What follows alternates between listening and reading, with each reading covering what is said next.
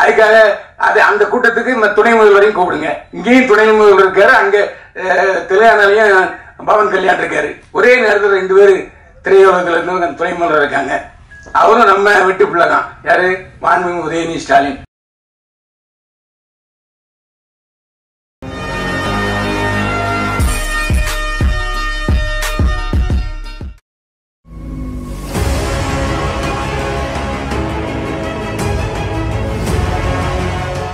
அவர் வாங்கிட்டு இருந்தது 35,000 வாங்கிட்டு இருக்காரு. 1 லட்சம் ரூபாய் கொடுத்தாரு முதல்ல பிரியா. இது ரஜினிகாந்தே சொல்றாரு. இங்க என்ன நீங்களே சண்டை போட்டுறீங்க, நான் ஸ்ட்ரைக்கு அனௌன்ஸ் பண்றேன், ஆகஸ்ட் 15 மேல இருந்து இப்படித்தான் பேசுறீங்களே தவிர, நான் சொன்னது கமலா தியேட்டர்லயும் காசி தியேட்டர்லயும் 100 ரூபாய் டிக்கெட்டு அன்னைக்கு ஃபுல் ஆகுது. 4 ஷோ போடுறாங்க, 4 ஷோ ஃபுல் ஆகுது.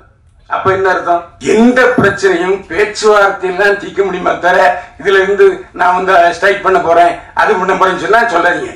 அடுத்ததாக பளு தூக்குதலில் ஆர்வம் நிறைந்தவர், மிஸ்டர் சென்னை விருது பெற்றவர், காவல்துறையுடன் இணைந்து பலமுறை பணியாற்றி இருக்கிறார்.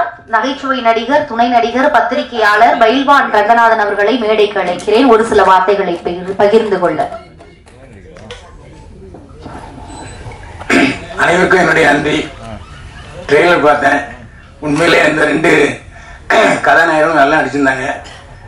அதுமாதிரி கதாநாயகியும் படிச்சுட்டு இருந்தாங்க. அவங்களுக்கு இன்னும் ஹோம்ஒர்க் தேவைன்னு நான் நினைக்கிறேன்.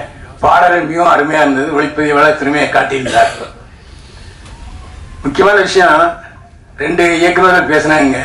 2 பேருக்குமே சில விஷயங்கள் தெரியல. ஏன்னா பத்திரிகைக்காரங்கிறதுனால நான் ஒரு விஷயத்தை சொல்றேன். இதே பக்கத்தில் இருக்க கமலா தியேட்டர்ல 100 ரூபாய்க்கு டிக்கெட் போடுறாங்க. ஒரு நாள் போடுறாங்க.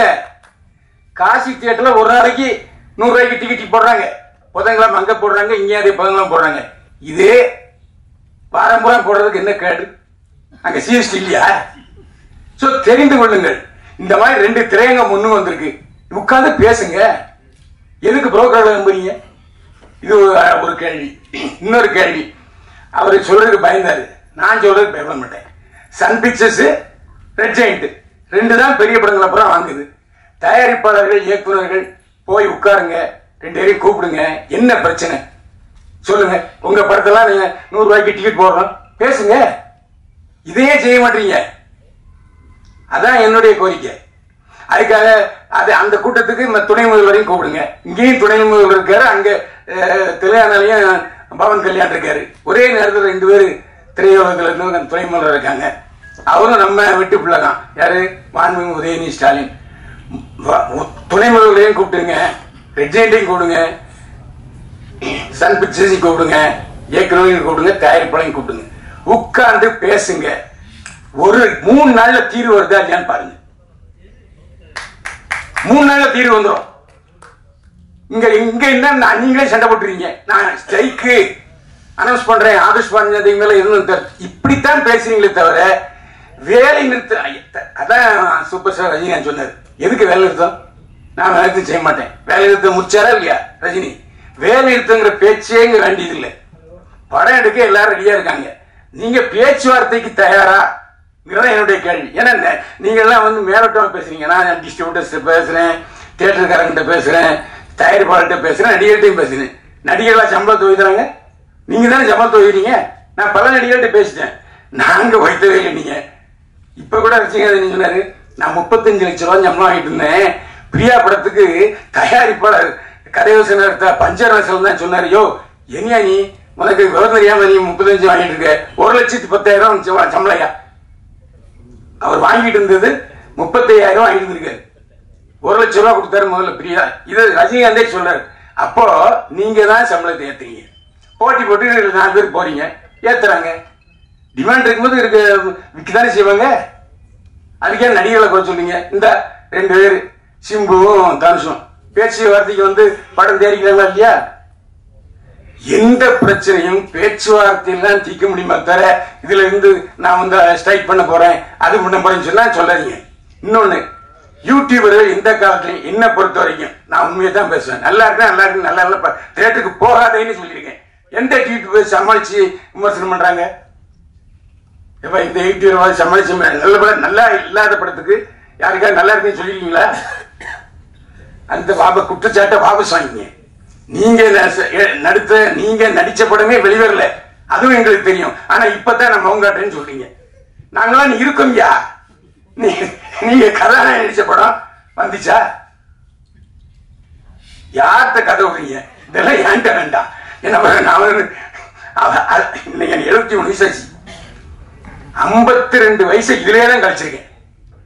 இதுல வேற ஜெயலலிதாவோட பயணிச்சிருக்கேன், எம்ஜிஆரோட பயணிச்சிருக்கேன். இப்ப நீங்க உங்களுக்கும் அரசுக்கும் ஒரு கேப் ஆகி போச்சு. அந்த இடைவெளியை நிரப்புங்க. நீங்க ஏன் போய் பேச மாட்டீங்க? நீங்க கூப்பிட்டா வர மாட்டாங்களா? நாளைக்கே தயாரிப்பாளர் சங்கம், இயக்குனர் சங்கம், விநியோக சங்கம், லொட்டு லூசுக்கு எல்லாம் போய் நீங்க கூப்பிடுங்க. உதயநிதி மாண்பு உதயநிதி ஸ்டாலின் வரமாட்டேன்னு சொல்லுவார? இதானே ஒரு பிறந்த வீடு. அவருக்கு இன்னைக்கு துணை முதல்வர் பதவி கிடைச்சிட்டுனாலே அவர் நடிகருங்கிறனால தான். இல்லைன்னா யாராச்சும் சொல்லுங்க அப்போ. எல்லா அவருடைய தேர்தல் 2 தேர்தலையும் அவர் தான் தனியாளா போய் திமுக பிரச்சாரம் பண்ணார். அதனாலதான் அவருக்கு இந்த பதவி. இன்னைக்கும் உதயநிதி ஸ்டாலின் மக்களுக்கு தெரியாது, துணை முதல்வர் தெரியாது, நடிகரா தான் தெரியும். அந்த அளவுக்கு தாய் வீடு இருக்கு. நீங்க பேசுறது கூச்சப்படுறீங்க.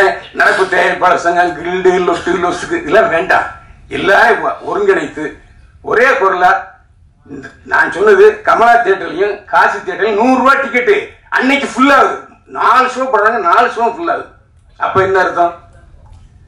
ஒரு 2 தியேட்டருக்காரங்க லீட் எடுத்து செய்யறாங்க இல்லையா? அதே மாதிரி 100 ரூபாங்கிற 150 ரூபா. எம்ஜிஆர் நான் அடிக்கடி சொல்றேன். அதாவது சஃபேரு, அப்புறம் கேசினோ, இன்னும் 5-6 தியேட்டர்ல இங்கிலீஷ் படம் தான் போட்டே இருந்தாங்க. அப்போது முக்தா சீனிவாசன் தான் தயாரிப்பாளர் சங்க தலைவர். நேரா போனாரு முதல்வர் எம்ஜிஆர், இந்த மாதிரி உடனே அவர் போட்டார். ஒரு வருஷத்துக்கு 3 மாசம் தமிழ் படம் எல்லா தியேட்டரையும் திரையிடணும் ஜியோ போட்டாரு. அதுக்கப்புறம் தான் சஃபேர்ல பில்லா ரிலீஸ் ஆச்சு. இந்த மாதிரி அரசுக்கும் நம்ம திரைப்பட தொழிலுக்கும் ஒரு அணுக்கமான நுணுக்கமான தொடர்பு இருக்கணும். இருந்தா நிச்சயமா அந்த காலத்துல 7 படம் 7 படம் ஓடலையா? நீங்க தானே சொன்னீங்க 7 படம் ஓடிச்சுன்னு. 7 படத்துக்கு தியேட்டர் இருந்தது இல்ல. எனக்கு தெரிஞ்சு ஒரே நாள்ல தீபாவளியில 4 படம் பார்த்திருக்கேன். பிரச்சனை எம்ஜிஆர், நடிகர் சிவாஜி கணேசன், ஜெய்சங்கர், முத்துராமே 4 படம் பார்த்திருக்கேன் ஒரே நாள்ல 4 ஷோ. அப்படிலாம் பாக்குறதுக்கு ஜனங்க இருக்காங்க. என்ன நீங்க சொன்ன மாதிரி எல்லா கேவலம் 360 ரூபா கொடுத்தது ஒரு இந்த ஸ்நாக்ஸ் வாங்கினா ஒரு நேரம் சோறை பார்த்து அந்த அளவுக்கு விலை 250 ரூபா 300 ரூபா. அதெல்லாம் நீங்க தியேட்டருக்காரனுக்கு உட்காந்து இதெல்லாம் குறைங்கப்பா, இதெல்லாம் அதிகம், அவங்க செலவாகுதுன்றாங்க. நான் தான் திரும்ப சொல்றேன், காசி தியேட்டர்லயும் கமலா தியேட்டர்லயும் 100 ரூபாய்க்கு போடுவதற்கு தயாரா இருக்கும் பொழுது 150 ரூபா தயாரா இருக்க மாட்டாங்களா? சரி வேண்டாம், பெரிய படங்கள் வரும்போது போட்டுங்கப்பா. மீதி ஒரு வருஷத்துல எத்தனை பெரிய படங்கள் வருது? 10 வருமா? அதுக்கு மட்டும் விட்டுருங்க. மற்ற பூரா நீங்க இந்த பாதி செல்லக்குட்டி படத்துக்கு கொடுங்கன்னு கேளுங்க. தியேட்டருக்கார மாட்டேன்னு வாங்களா, இல்லாட்டி விநியோகஸ்தர் மாட்டேன்பாங்களா, அரசாங்கம் மாட்டேன்னு சொல்லுவாங்களா? அதுவும் ஜிஎஸ்டி இருக்கு இல்லையா? 100 ரூபாய் டிக்கெட்ல ஜிஎஸ்டி இருக்கு, இல்லாம இல்ல. ரேஷியோ குறைவு, அவ்வளவுதான். அதனால நாம உட்கார்ந்துக்கிட்டு நாங்க தயாரிப்பாளர் சங்கம், நாங்க ஒரு ரூட்ல போவோம், தயாரிப்பாளர் சங்கம் அவங்க ஒரு ரூட்ல போவாங்க, சின்ன தயாரிப்பாளர் சங்கம் அவங்க ஒரு ரூட்ல போவாங்கன்னா புரோக்கர்கள் தான் வாழ்வார்கள். நான் தான் சொல்றேன், இன்னைக்கு ரெட் ஜெயண்ட் மற்ற சன் பிக்சர்ஸ் இல்லைன்னா உடனே நீங்க ஒரு 10-100 தியேட்டர் கிடைக்குமா? புரோக்கர் தான் தேடி போறீங்க. ஏன் அவங்க நேரடியா தியேட்டருக்காரங்கிட்ட உங்களோட பேசுறதுக்கு வசதி இல்லையா? அதுக்கு ஒரு அமைப்பு அமைங்க. தியேட்டர் அதிபர்களும் பேசுவதற்கு ஒரு அமைப்பை நீங்களே அமைங்க. யாரும் மாட்டேன்னு சொல்லுவாங்களா? இன்னைக்கு அவங்க உட்காந்துட்டு பிரஸ் மீட் பண்றாங்க. எங்களுக்கு பத்தல, இன்னும் ஏற்றி கொடு எங்க போய் இப்ப ஏற்றி கொடுக்குறது? ஒரு 10 ஏழான் என்கிற முறையில் இவ்வளவு நாள் இருந்ததுல என்னுடைய அறிவுரைகளை சொன்னேன்.